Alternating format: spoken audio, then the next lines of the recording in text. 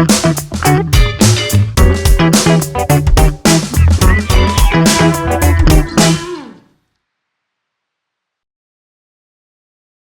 satu adagium, sejarah itu selalu ditulis oleh pemenang.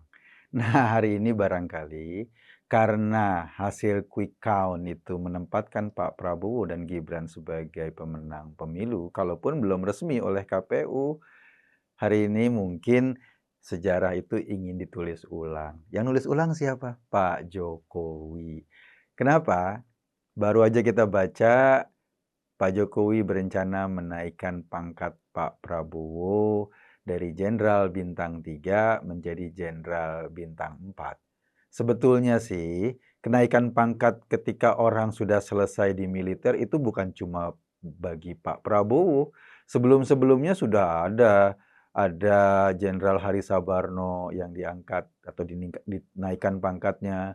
Ada Pak Hendro Priyono juga dinaikkan pangkatnya setelah beliau selesai dari militer aktif.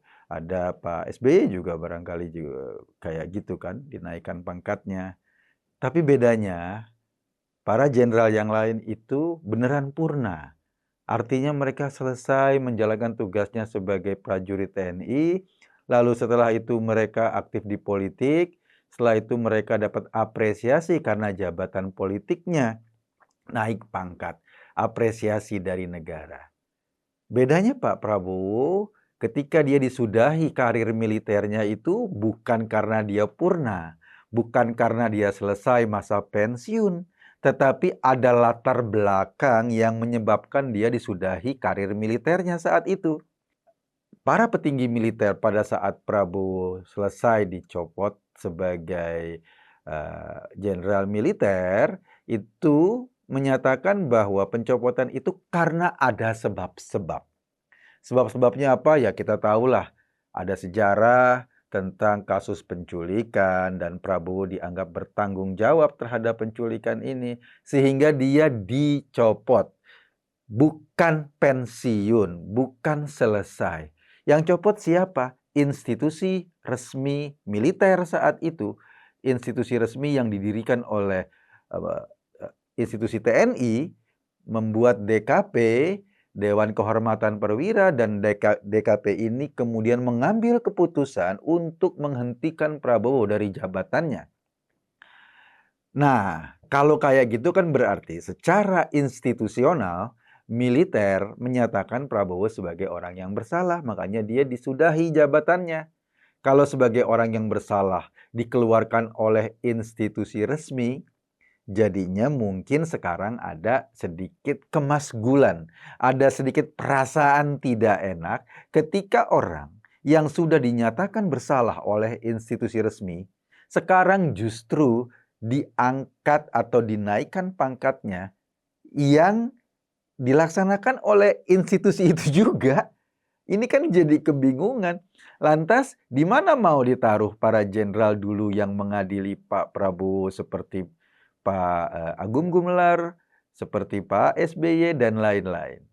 Karena itu sekali lagi kita merujuk pada tadi yang saya katakan, sejarah ditulis oleh sang pemenang. Sehingga kemudian ada sejarah baru.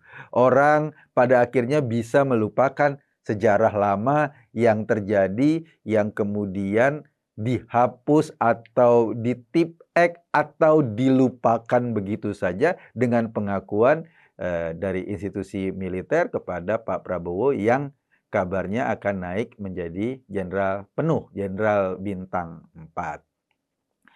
Pak Jokowi tentu saja juga ikutan menulis sejarah itu karena untuk naik itu kan harus ada keputusan presiden dan presidennya sekarang masih Pak Jokowi. Itu yang pertama. Yang kedua, kenapa kok dinaikkannya nggak dulu awal-awal ketika Pak Prabowo diangkat sebagai Menteri Pertahanan? Kok baru di ujung ada semacam dalam tanda kutip hadiah dari Jokowi kepada Pak Prabowo? Mungkin ini juga sekali lagi seperti Pak Jokowi memberikan tanda jasa, memberikan budi baik agar ada balas budi dari Pak Prabowo nanti. Kita tahu kan, Pak Jokowi sudah bekerja cukup keras untuk melaksanakan pemilu yang hari ini dimenangkan oleh Pak Prabowo. Dan pada pemerintahan kali ini, Pak Prabowo didampingi oleh Gibran, anaknya Pak Jokowi. Sehingga dengan banyaknya budi Pak Jokowi ke Pak Prabowo, diharapkan nanti ada saling timbal balik ketika Pak Prabowo duduk sebagai atau menjalankan fungsinya sebagai Presiden Indonesia. Nah, pemberian budi terakhir ini, budi sebagai presiden kepada menhannya yang diangkat karir militernya, yang diangkat pangkat militernya itu, barangkali ya sekedar menandakan bahwa Pak Prabowo jangan lupakan saya ya, bahwa dia sebagai presiden loh yang memberikan bintang penuh. Bintang penuh itu bukan cuma sekedar kenaikan pangkat bagi Pak Prabowo, tetapi juga sedikit menghapuskan jejak sejarah yang sampai saat ini masih terus dipertanyakan oleh banyak orang karena memang masih ada ganjalan orang-orang yang hilang, orang-orang yang belum diketahui nasibnya, dan itu jejak sejarah yang melibatkan langsung Pak Prabowo dalam konteks eh, proses reformasi 98. Nah, lagi-lagi kelihatannya memang Pak Jokowi di akhir-akhir masa jabatannya jadi kelihatan sangat agresif. Kelihatan banget seolah-olah tidak mau kehilangan pengaruh. Justru pada ujung-ujung masa pemerintahannya, dia terus-menerus menanamkan pengaruh. Bukan cuma sekedar meningkatkan pangkat Prabowo menjadi jenderal penuh, bahkan di rapat kabinet terakhir, atau maksud saya rapat kabinet di periode-periode akhir, Pak Jokowi katanya membahas soal program makan gratis. Program ini kan program Pak Prabowo dan Gibran yang akan dilaksanakan pada saat mereka menjadi memimpin pemerintahan. Kok dibahasnya sekarang? Kok dibahasnya di pemerintahan sekarang? Yang sejak kampanye dulu, bahkan di awal tahun lalu, kita belum dengar Pak Jokowi akan melaksanakan program makan gratis. Ini program kampanye yang mestinya melakukan adalah Prabowo Gibran ketika mereka berkuasa.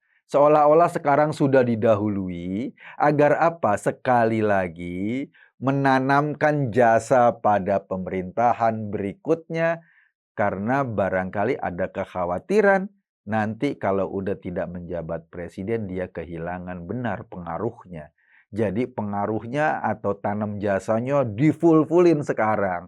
Biar nanti ya orang inget lah. Siapa sih yang ngangkat Prabowo atau menaikkan pangkat Prabowo dari bintang 3 ke bintang 4? Pak Jokowi. Siapa yang memulai makan gratis? Pak Jokowi. Nah, seolah-olah itu yang mau ditanamkan di kepala publik.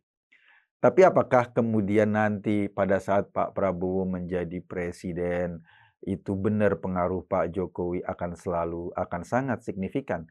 Kita nggak tahu. Nyatanya pada awal-awal pasca hitung cepat dan sudah ada deklarasi kemenangan Prabowo Gibran, Pak Prabowo lebih sering atau lebih intens berkomunikasi dengan Pak SBY. Dan kita tahu selama 9 tahun Partai Demokrat yang dibawa Pak SBY kan jadi oposisinya Pak Jokowi. Barangkali Pak Prabowo ingin mencari keseimbangan agar dia tidak diasumsikan publik sebagai bonekanya Jokowi. Dia ingin mencari ruang-ruang baru, partner baru, agar bisa menyeimbangkan kekuatan Jokowi dan kekuatan-kekuatan yang lain. Sehingga dia bisa memainkan politik menurut caranya sendiri, bukan menurut caranya Pak Jokowi. Seru sih, ke depan kalau kita lihat peta-peta pertarungan ini bakal asik. Apakah peran Pak Jokowi, pengaruh Pak Jokowi akan dominan dalam pemerintahan Pak Prabowo ke depan? Apakah Gibran bisa memainkan perannya sebagai cawapres untuk melanjutkan atau untuk menancapkan terus-menerus pengaruh Jokowi di kabinet Prabowo nanti atau di pemerintahan Prabowo nanti? Kita nggak tahu. Apakah Prabowo akan mencari keseimbangan lain, misalnya dengan mendekati partai-partai lain atau mendekati kekuatan tokoh-tokoh politik lain untuk juga menjaga keseimbangan agar dia tidak didominasi oleh kemauannya Pak Jokowi.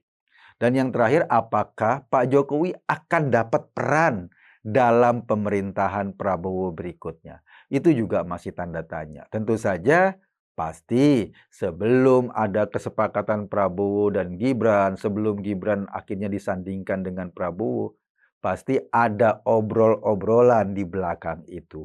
Ada diskusi di belakang itu. Soal pembagian peran, soal siapa dapat apa, siapa harus ngapain, dan komitmen-komitmen politik yang mungkin dibahas sebelumnya.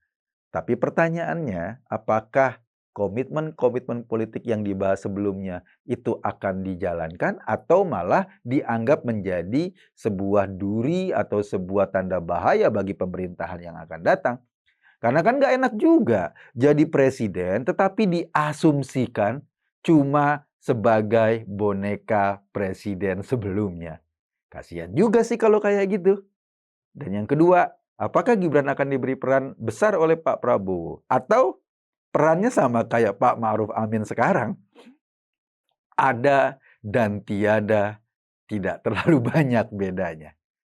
Saya Kung tadi, terima kasih.